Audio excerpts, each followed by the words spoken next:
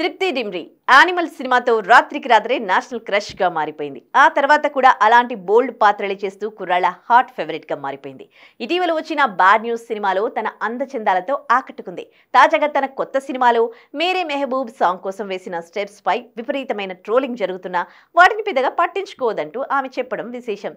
ఇదిలా ఉంటే తాజాగా తృప్తి డిమ్రీ ఓ వివాదంలో ఇరుక్కుంది. గతంలో ఎన్నో సినిమాలు చేసినా రాని గుర్తింపు ఒక్క యానిమల్ సినిమాతో రావడంతో సినిమా అవకాశాలతో పాటు యాడ్స్, ఈవెంట్స్ అమ్మడి ముందు క్యూలు కట్టాయి.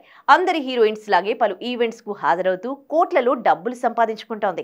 అయితే ఇటీవల జైపూర్లో జరిగిన మహిళా వ్యాపారవేత్తల ఈవెంట్ కి వస్తానని చెప్పి లాస్ట్ మినిట్ లో హ్యాండ్ ఇచ్చిందట తృప్తి. దీంతో ఆ వ్యాపారవేత్తల కమిటీ ఆమెని వివాదంలో నిలిపారు. తృప్తి డిమ్రీ జైపూర్ కు చెందిన మహిళా వ్యాపారవేత్తల FICCI FLO అనే ఈవెంట్ కి హాజరు కావాల్సి ఉంది. వాళ్ళు అప్పటికే అమ్మడు అడిగినంత డబ్బులు ముట్టజెప్పారు.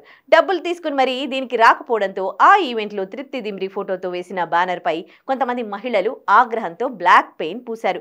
వారు చెప్పిన దాని ప్రకారం తృప్తి డిమ్రీ ఈవెంట్ కి హాజరు అవుతాను అని 5.5 లక్షలు తీసుకుందంట. ఈవెంట్ మొదలయ్యే ముందు కూడా 5 నిమిషాల్లో వచ్చేస్తానని కాల్ చేసి చెప్పిందట. కానీ ఈవెంట్ కి హాజరు కాలేదట. దీంతో ఆమెపై లీగల్ యాక్షన్ తీసుకుంటాం, జైపూర్లో ఆమె సినిమాలు బ్యాన్ చేస్తాం, ఆమె మా అందరినీ మోసం చేసింది అంటూ ఫైర్ అయ్యారు. దీంతో ఈ ఘటన వైరల్ గా మారింది. మరి దీనిపై తృప్తి డిమ్రీ స్పందిస్తుందేమో చూడాలి.